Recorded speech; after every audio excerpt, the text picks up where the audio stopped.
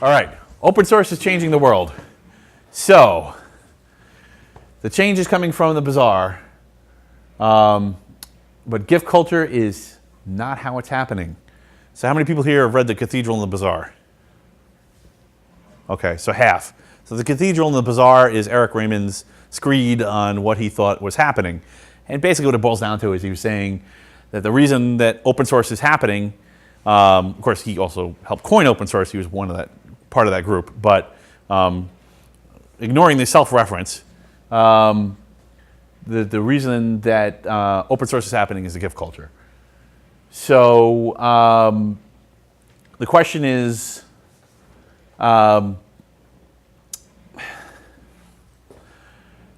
is it really gift culture doing it? And not exactly. It's not really what it seems like. Does everybody have any questions about gift culture? Okay. Yes. Yeah, sure. So the idea behind gift culture is it's a cultural thing with people who are similar to each other, who are basically giving each other like in this case code, and the more you give, the more important you are. So it becomes this kind of hierarchical society where you're super important. And it's not wrong, but it's not entirely accurate, and the description is a little distorted from what's actually happening. The gift culture is kind of the end, not the means. So, and I'll talk more about that. Does that make sense? Okay, cool. All right. So, how many people know about this chart? I stole this from Red Hat's R&D department talk that I went to at the bazaar. Sorry, at the bazaar, at the summit. Got bazaar in that brain. I misspelled bazaar on the site with the wrong bazaar. Instead of bazaar, B-A-Z-A-A-R, with bizarre strange. I was wondering if it was a Freudian slip. Anyway, so this is the S&P business lifespan. So I'll give you the short version if you don't want to read all that details. 1960, a business lived 63 years on average from the S&P. Now it lasts 16 years. Further, you don't have to look at the chart very long to realize that that's a trend. The question is why? So this is a really significant, this is important because if you think about it, if you pick the right business, there was a pretty good shot that if you got in towards the first 10 years or so of a business, that you could stay with that company for life, retire from there, and the company would still be there. And obviously that's no longer true, which is one of the things that I think that the baby boomers actually get a lot of blame for, and is not really their fault. So, and what the guys from Red Hat's R&D team were claiming is that this has something to do with Linux, but they were very vague and didn't get into it. I don't know if they had bigger ideas and they just didn't want to share them, but I think they're right. I think this does have something to do with open source. All right, so why? It looks kind of like a black hole, doesn't it? The complexity horizon. So I talked about this before at LILUG, but I just wanted to bring it up again because it's actually key to figuring out what people are doing wrong with DevOps. So the complexity horizon is the concept, I know you don't know this because it's new. It's a concept where it's no longer as efficient to translate a technical language into a human language as it is to just express information in the technical language. In other words, in the case of open source, it's sharing code. So it's actually shorter for me to show you the code for something, to show you how it works, than to create the language to describe it. So, and this has happened a few times. This has happened in Linux. This is what caused Linux to happen. And this is what caused Linux to happen in whatever it was, like 92 to 96, because that's around when Microsoft started having to deal with the asymptotic explosion of hardware peripherals, and trying to make them all work together in the kernel was becoming completely impossible. And the reason why was because of the management structure, but I'll get more into that in a second. That's the part I didn't define in this. So there's actually there's multiple complexity horizons. You got one for DevOps is the actual technical language of business.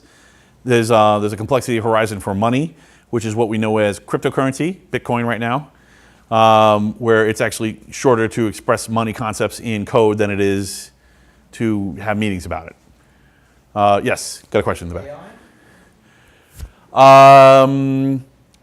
Oh, okay. So just when technology about intelligence is evolving so quickly that it's shorter to describe, the complexity horizon would be when it was shorter to describe the intelligence of AI by just showing you a new AI or showing you the code for a new AI than to actually implement it. You know, AI could break out of the technology horizon because theoretically, if we hit the singularity, AI could be smarter than the smartest human. Therefore, the complexity horizon would be higher for the AI, for the singularity, than it would be for human, and it would be constantly rising because it would be constantly getting smarter.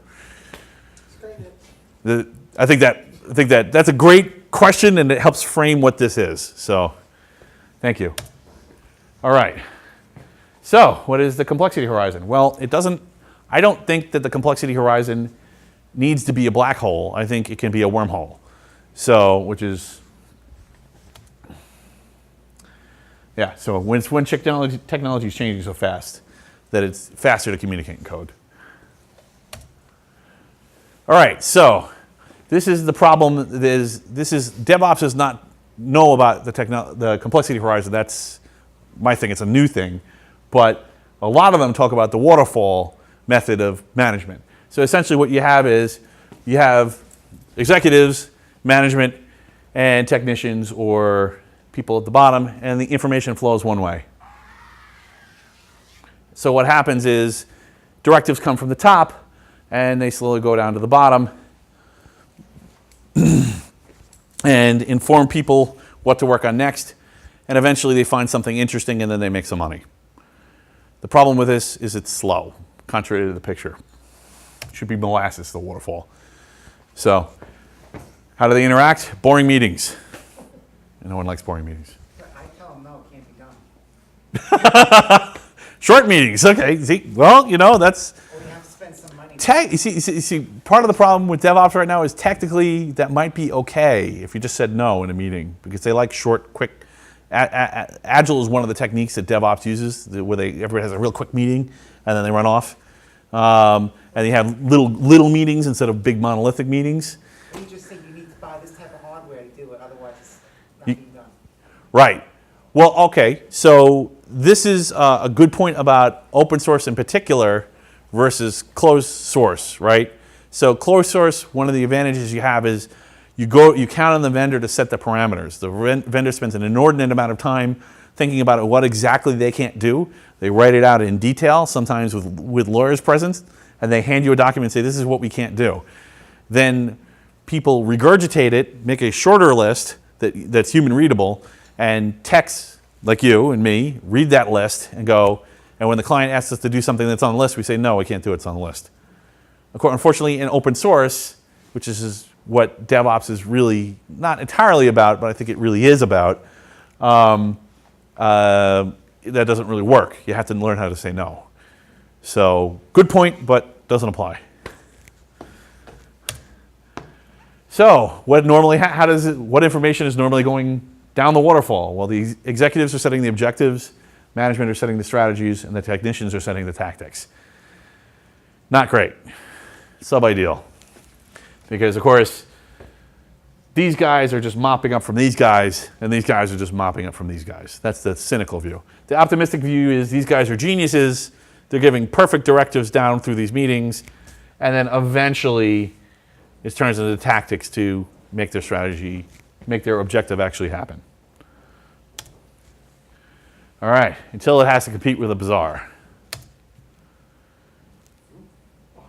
What do you think the bazaar wants? What is it? It's the monster from outer space. The bazaar doesn't care about profit. The problem with gift culture is that it implies that, wait, hold on a second, let me go back one. Does anybody disagree that the bazaar cares about profit? Does not care. Yeah, does anyone disagree that the bazaar does not care about profit? I disagree. We all care about profit because we all want nice things. Well, of course, right. I agree with you. That's So true. if we didn't care about profit, Right, but what's enough for you? Is it $1 million? Is it $1 billion? Is it $1 trillion? What, how much is enough? how much, I mean, just Maybe about 50 million, 50 million. 50 minutes, but you have a limit, right? No.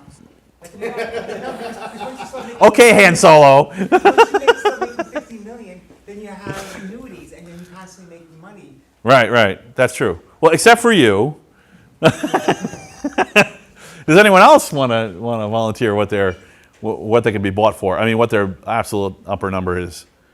I think in the bazaar there are a bunch of people who are willing to work for a corporation and do their bazaar work on the side because they've got the skills to do that and they feel good about it. Oh, is that- So a bunch of people who are Is that right? doing contract work, Right.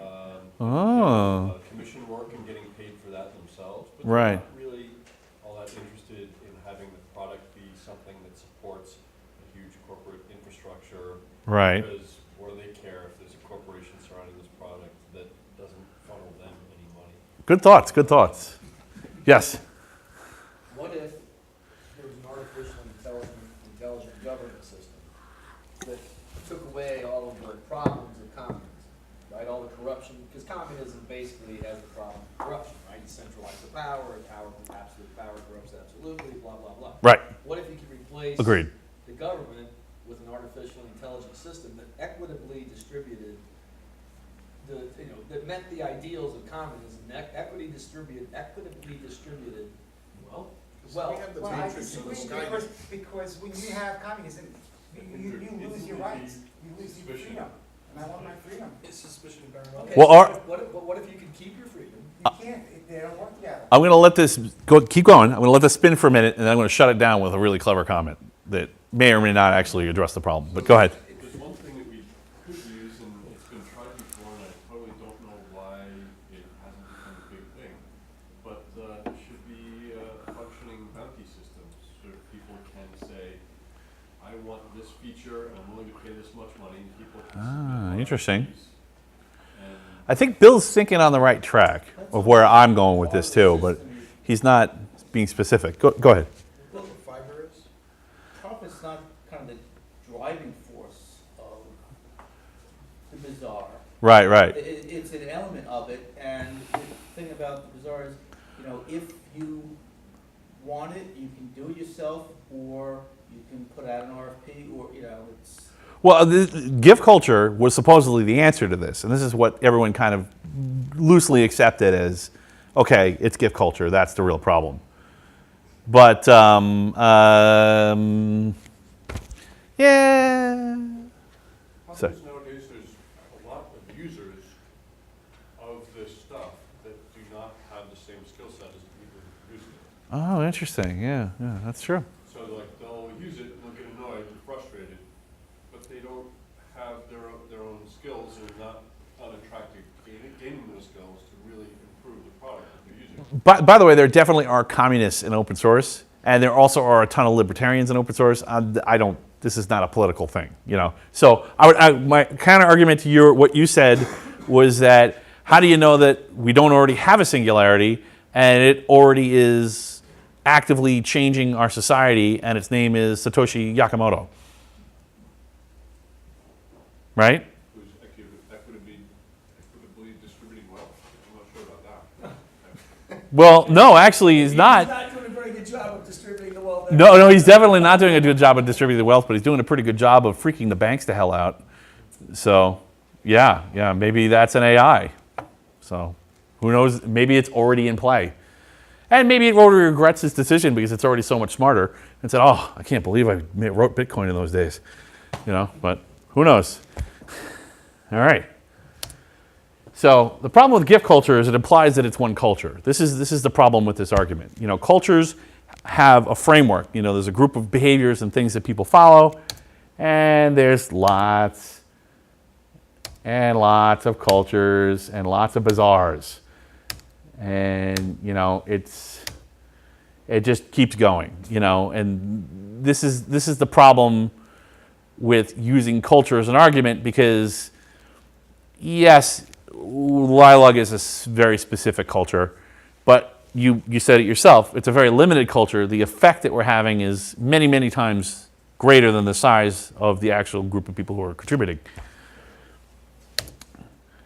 So what do they all have in common? This is kind of what we were talking about already, so I can... Well, licenses they use, whether they Well, expand them or not. the gift cultures, right? What do the gift cultures all have in common? Any ideas on this? I don't think I answer it here. I do answer it. Damn it. All right.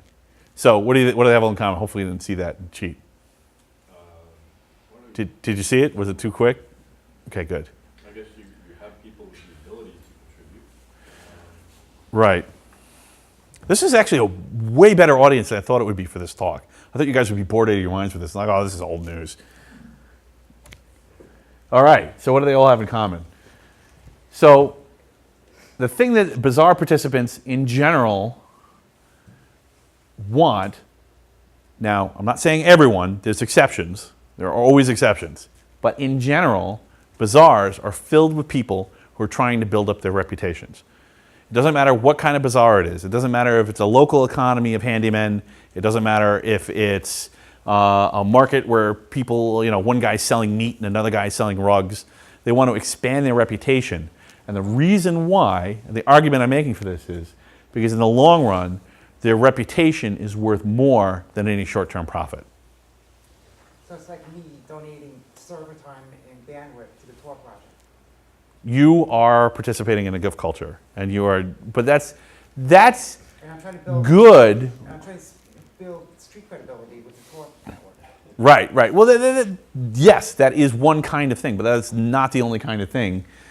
It can also, it's legitimacy with the government or not. It's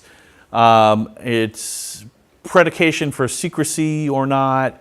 It's technical prowess or choice of technical sphere isn't really important.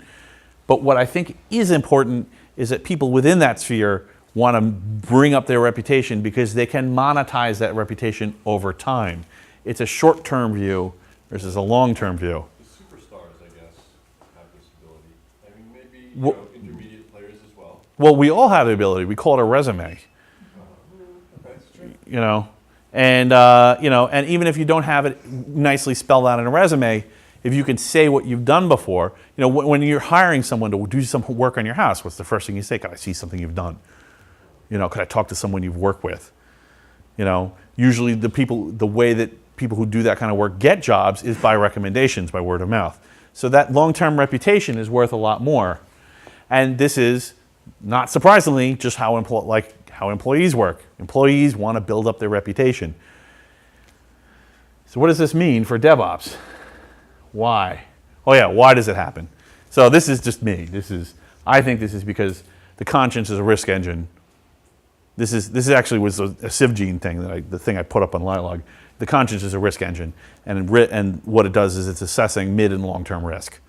And the rational mind is only good at sorting out short-term risk. So sometimes when you go, maybe that's not such a good idea, it's usually because there's long-term risks associated with it. It's not perfect, sometimes it gets it wrong. But it's a little bit better than the animal kingdom, and it just has to be a little bit better because that's how evolution works. All right.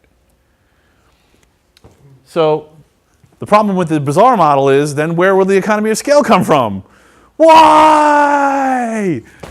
If we let the economy of scale die, Economy of scale works really well with the bazaar, right? You've got things that can, you know, with other commercial products, they're as expendable as your wallet, right? I can build a lot more double wide houses than I can build regular houses, right? But most people are building regular houses, you know? So economy of scale sometimes works, but sometimes, particularly in the bazaar, it's not necessarily interesting to the people who are participating in the bazaar. Because remember, the people in the bazaar are really interested in improving their reputation because that's the right bargain for them, right? If I make myself more important, then people will offer me opportunities to make more money or make more whatever chickens in the long run. What I'm thinking of is along the lines of, if you decide to standardize your business on OpenOffice or LibreOffice, you get large economies of scale. You can scale that out ad infinitum. Right. I don't disagree with you. Will be small. And I will say, oh man, there's a lot of these little doodads, aren't there? I may have to. I guess that's more, And I would say that this is a broken clock. It's right twice a day. This will create great economies of scale. Usually the first economy of scale in a business won't even start, like a business that's destined to become a big business won't even start without an economy of scale in the beginning. But that doesn't really come from this. That comes from a couple of guys sitting around a table with a napkin, And then once it's up and running, and the visionaries at the top and the minions at the bottom, and that's when it starts slowing down because of this meeting molasses. So yes, of course, businesses can come up with economies of scale, but it's not just because their economies of scale are better than like when you have a business that's really successful and nobody can compete with them, or they can just barely compete with them. If they're if everybody needs one of the same thing, that's really more about a network effect and just the massive amounts of product that are being produced than it is about innovation or anything new. And this worked fine when innovation was slow. But the problem is more and more segments are being commoditized. And this is the problem that I think DevOps is starting to deal with. We have the commoditization of information, which is still ongoing. It's not done. And now it's starting to happen in physical sectors too. The labor market, I think, is becoming more commoditized. So partially because of artificial intelligence. So, people are starting to talk about, seriously talk in a way that they never talked before, who are not communists, about universal basic income. I mean, I'm a libertarian and I'm okay with that because I'm beginning to think that there's just going to be a lot of unemployed people without any work to do, and we're either going to have to reduce the labor week or we're going to have to subsidize people. And the people who can do the work at the top of the ladder, most businesses don't want to have them for just 20 hours a week. They want them for 40 hours a week because they need all that work done. Does that make sense? Yeah, I think. I mean, I might be wrong, but what I'm saying make sense? 40 hours a week has to Yeah, I think that, talking about. Stop this is silly. Shortening the work week and all that has to do with, quote unquote, increasing worker productivity, AKA Right. jobs. Well, it's solving the same problem. Universal basic income and reducing the work week are the same problem. But the problem is that some technical tasks are becoming more complicated over time. Making companies more efficient by removing payroll dollars part of the equation. And then also, employees in the US have to compete with low-wage labor from China or wherever else. That is a huge, hidden, undiscussed problem, and that is one of the big problems right now, but I think we have a bigger thing coming, which is this AI. And Okay. Like I said, yeah, I mean, I agree with you. Trade imbalances are a huge problem, and the problem is that fair trade isn't free trade, and when you're trading human rights, I don't want to get into it. So that gets political, and I'm trying to avoid that. it's a very political topic, but I don't see that it ties directly currently to open source. It totally does. It totally does. Hear me out. So it does through DevOps. This is the key. So DevOps also eliminates employees. not necessarily. Not necessarily. Okay. So bazaars generally have poor economies of scale. A handful of big companies is technically a market, but it's not a bazaar. So this is the part that people were not talking about. People were mixing up the market of the bazaar and the culture of gift culture, but really it was kind of picking and choosing. How do you say that the bazaar has a poor economy of scale? Does that mean you don't have a lot of developers working on the things? So let me give you, now I'm not talking about, you don't need economy of scale when you're talking about information copying. So because information copying is free, right? So that's not what I'm talking about. What I'm talking about, I'm not considering artificially inflated costs here, property costs, because really the reason that, anytime you can copy something essentially for free, you don't really need an economy of scale. So when I'm talking about economies of scale, I'm talking about a structure where if you make more of something that has real costs associated with making it or creating it or, This is developing software. yeah, What are we talking about here? Robots, something that's hardware, you have to have a factory to produce. Yeah? Is that what we're talking about? well, you see, all right. So this is probably why you're kind of confused. I'm making the case. You're jumping ahead like 5 slides, but I'm making the case that you just jumped to the end. So I'm making the case that hardware is going to start being affected by open source. So if you hear me out, and and you can beat me up all you want at the end about it. So Open source movement seems to be failing. open source movement's bigger than ever. For the hardware department, seems failing. Well, it's just because it's just started. What are you talking about? Everybody's moving in for the open source. Oh, you're talking about like, yeah, well, of course, because it's a handful of very big companies that are all right. To understand why that's failing, nothing really changed in the model. It's a bunch of guys put a spec together. Oh, we got a hand here. Actually, I know you know a bit about it, so. So NASA is driving ROS, which is Robot Operating System, which is a Linux-based real-time operating system. And if you want to build robotics for NASA, you have to conform to ROS.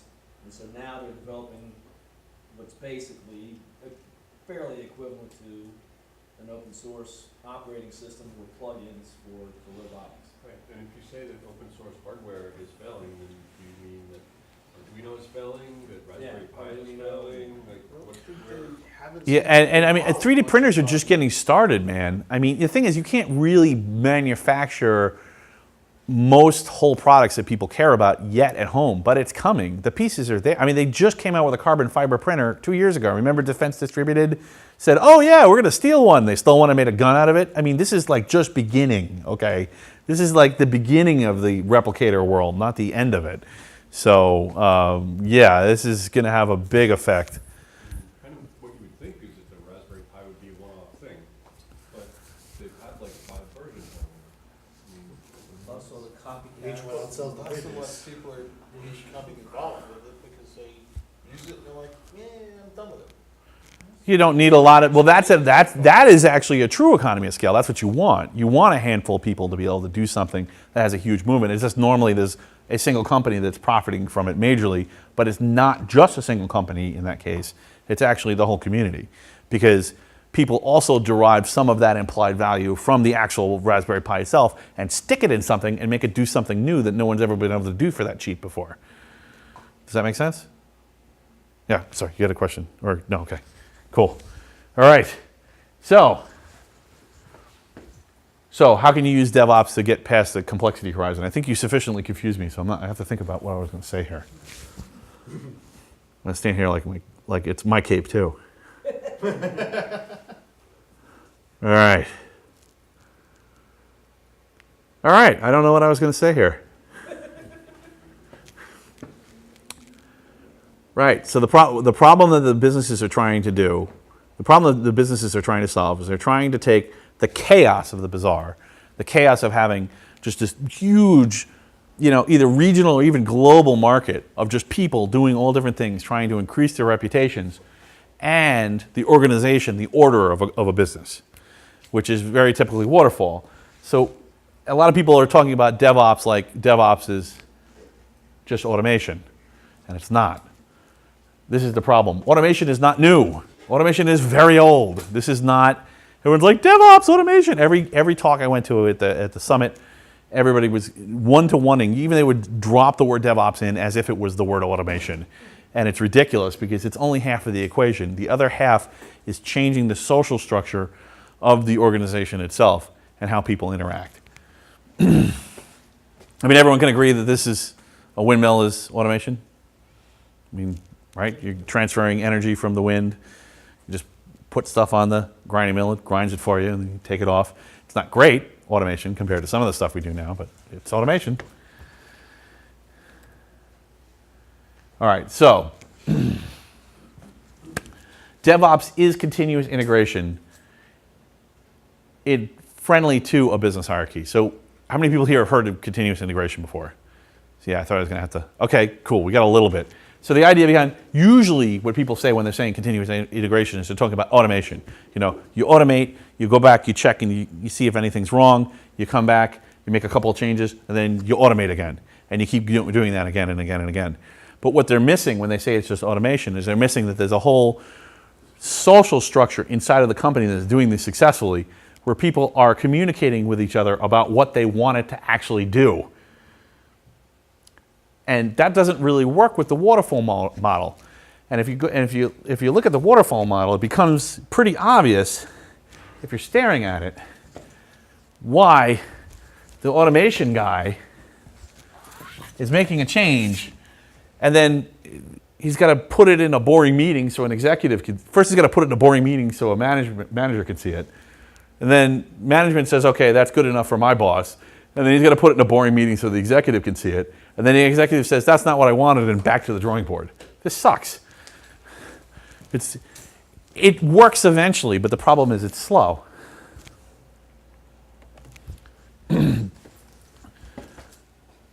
So the key is it's company-wide access to objectives, right? Anybody in the company can see the objectives of the company. The ideal DevOps company in a world where most things are commoditized is where people are able to see the objectives. Like, you know, the executive holds on to these, right? He doesn't normally tell everybody what all the objectives. You can go out and give a speech, half of it's BS and the other half is half-truths. But he'll have hidden objectives. That's why everyone's surprised when there's a big product launch. Oh, I didn't know they were going to do that. That's so great. I love that thing. Which has its advantage, has its advantages. But the problem is it's slow to develop things like that. It's very hard to build an organization that will do that very quickly. And of course, you probably are already thinking of what I'm thinking. Whoops. Oh yeah, I put it there again.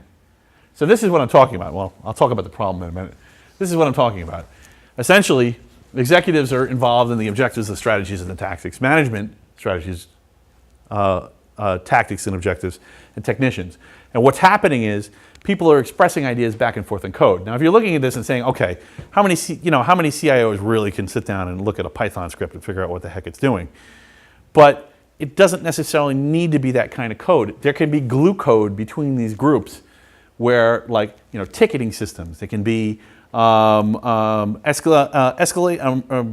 escalation systems. They can be sales systems. They can be error rate feedback kind of stuff.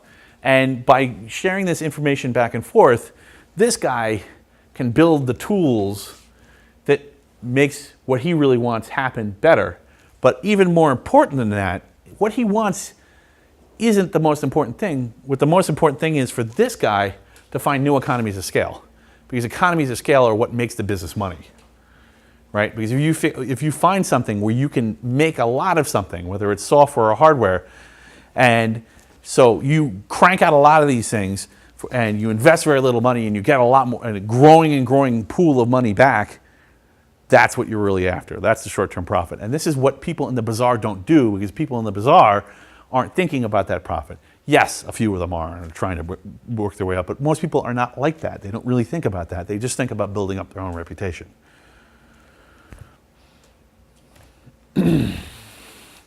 All right, so what happens if we just do this, right? Okay, we're going to share. The executive says, I love Matt's talk. I'm going to share all the company objectives with the whole company, right? And he just puts all the information out there. Yeah, pretty much explodes, right?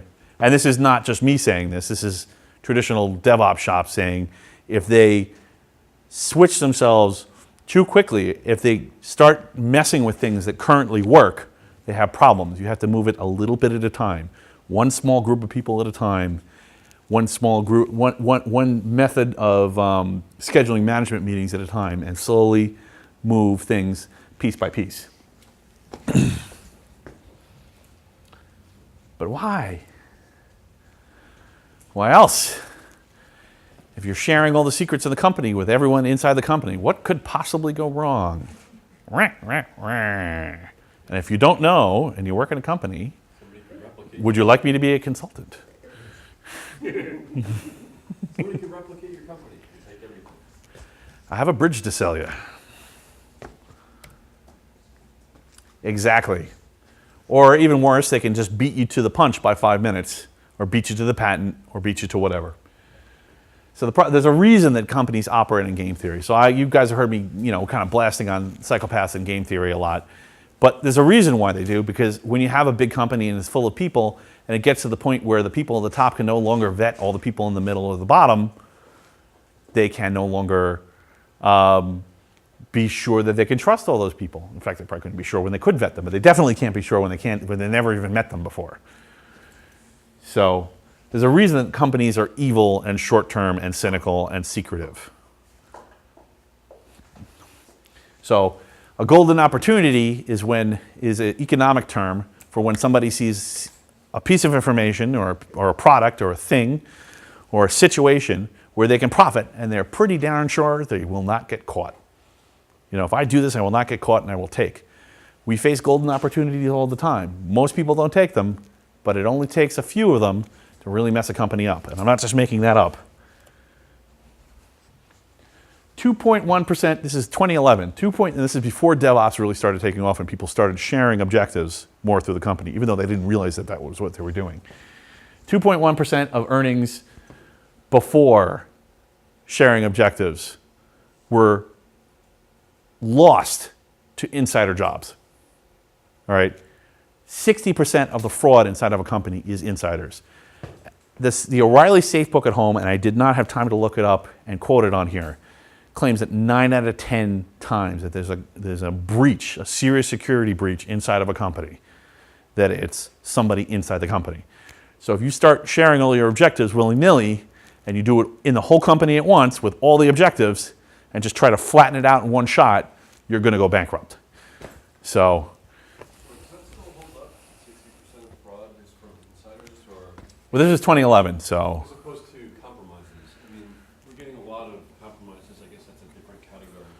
Well, it depends. If you don't have anything to steal, I guess it couldn't happen. Like if it's like the Red Cross where there's really no materials or information to steal. Credit card numbers are getting compromised all the time. I don't think That's increasing. It's faster than ever.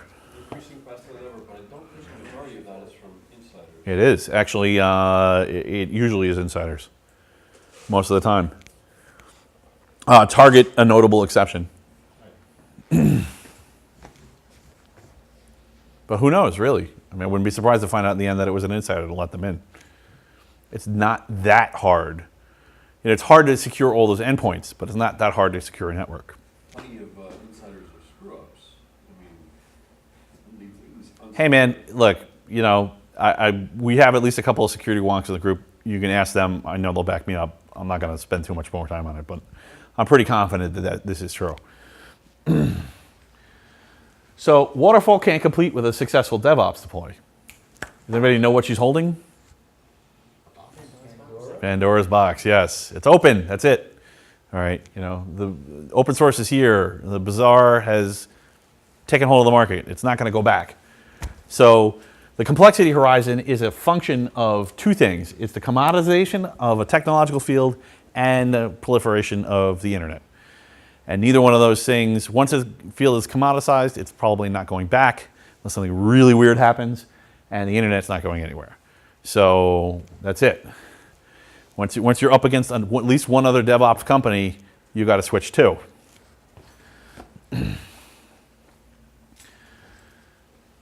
So you need a flatter corporate structure. And here's the real part that people are missing. This is the money shot right here. This is the thing that companies are missing, that executives are missing, is that DevOps is really, the way to make it work is reputation enhancement. There has to be a path for reputation improvement for all employees. Doesn't mean they all have to get, participation awards, but they have to have at least opportunities to show themselves in their field. If they're being asked to do something that they can never be rewarded for and they're doing it well, he's not screwing up or she's not screwing up, you're screwing up. So, as you, the executive, are screwing up. So, sharing objectives throughout the organization, of course, brings a lot of risk of inside jobs. And you have to be able to reduce the insider risks to compete with the bazaar.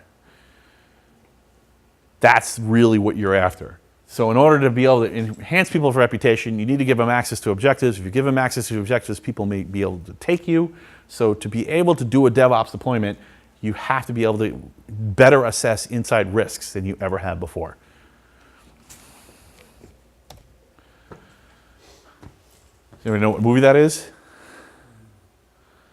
Glengarry Glen Ross, Kevin Spacey. You remember? So I guess I got to explain. So Kevin Spacey's talking to Jack Lemmon, who is a realtor, a real estate agent at this real estate company that sells shady swampland. And he's old and washed up, and he got desperate. So he stole the leads. He stole the information on the people who you could be able to sell this stuff to, and sold it to someone else. Sorry, I just wrecked the plot for you. Good movie, though, anyway. Watch it. It's worth it. That's what your problem is. It's golden opportunists. So, and defectors. That's what Bruce Neer calls them. Or you can just let the complexity horizon win. And everybody's code, and that'll be you. Any questions?